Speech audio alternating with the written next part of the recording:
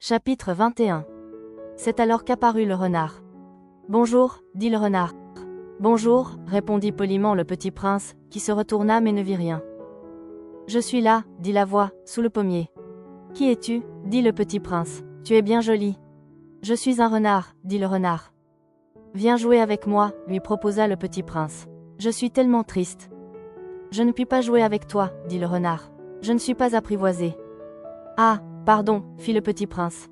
Mais, après réflexion, il ajouta. Qu'est-ce que signifie « apprivoiser » ? Tu n'es pas d'ici, dit le renard, que cherches-tu ? Je cherche les hommes, dit le petit prince. Qu'est-ce que signifie « apprivoiser » ? Les hommes, dit le renard, ils ont des fusils et ils chassent. C'est bien gênant, ils élèvent aussi des poules. C'est leur seul intérêt. Tu cherches des poules ? Non, dit le petit prince. Je cherche des amis. Qu'est-ce que signifie « apprivoiser » ? C'est une chose trop oubliée, dit le renard. Ça signifie « créer des liens ». Créer des liens ? Bien sûr, dit le renard. Tu n'es encore pour moi qu'un petit garçon tout semblable à 100 000 petits garçons. Et je n'ai pas besoin de toi. Et tu n'as pas besoin de moi non plus. Je ne suis pour toi qu'un renard semblable à 100 000 renards. Mais, si tu m'apprivoises, nous aurons besoin l'un de l'autre. Tu seras pour moi unique au monde. Je serai pour toi unique au monde. Je commence à comprendre, dit le petit prince. Il y a une fleur. Je crois qu'elle m'a apprivoisé. C'est possible, dit le renard. On voit sur la terre toutes sortes de choses. Oh, ce n'est pas sur la terre, dit le petit prince. Le renard parut très intrigué. Sur une autre planète ? Oui. Il y a des chasseurs sur cette planète-là ? Non. Ça, c'est intéressant. Et des poules ? Non. Rien n'est parfait, soupira le renard.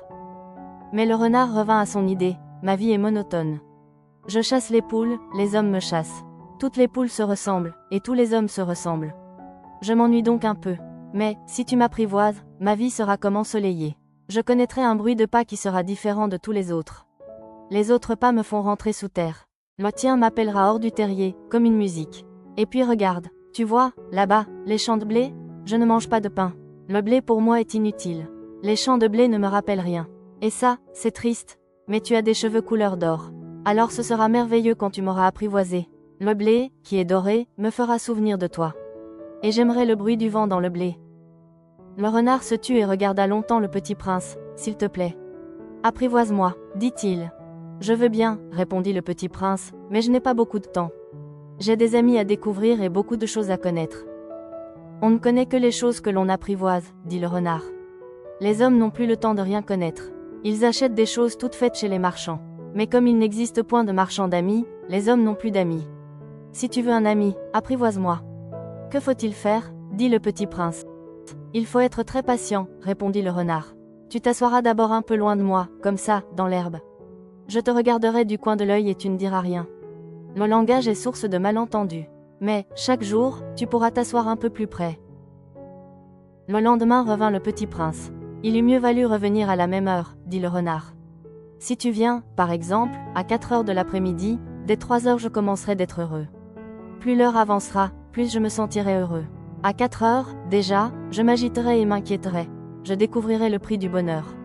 Mais si tu viens n'importe quand, je ne saurai jamais à quelle heure m'habiller le cœur. Il faut des rites. Qu'est-ce qu'un rite ? Dit le petit prince. C'est aussi quelque chose de trop oublié, dit le renard.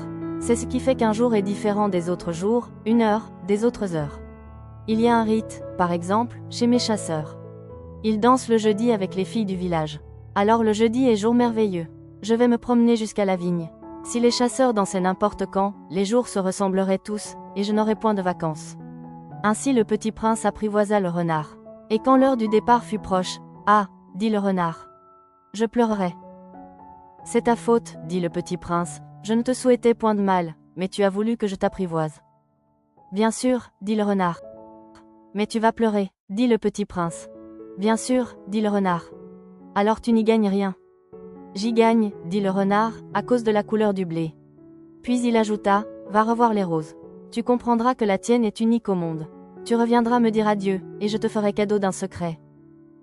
Le petit prince s'en fut revoir les roses. Vous n'êtes pas du tout semblable à ma rose, vous n'êtes rien encore, leur dit-il.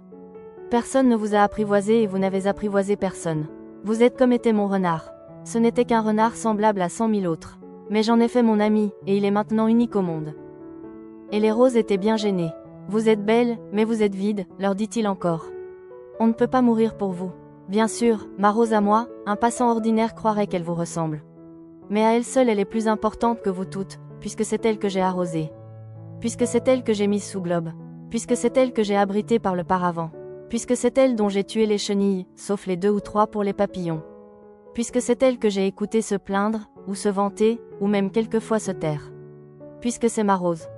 Et il revint vers le renard. Adieu, dit-il. Adieu, dit le renard.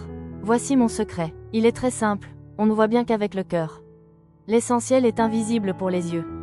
L'essentiel est invisible pour les yeux, répéta le petit prince, afin de se souvenir. C'est le temps que tu as perdu pour ta rose qui fait ta rose si importante. C'est le temps que j'ai perdu pour ma rose, fit le petit prince, afin de se souvenir. Les hommes ont oublié cette vérité, dit le renard. Mais tu ne dois pas l'oublier. Tu deviens responsable pour toujours de ce que tu as apprivoisé. Tu es responsable de ta rose.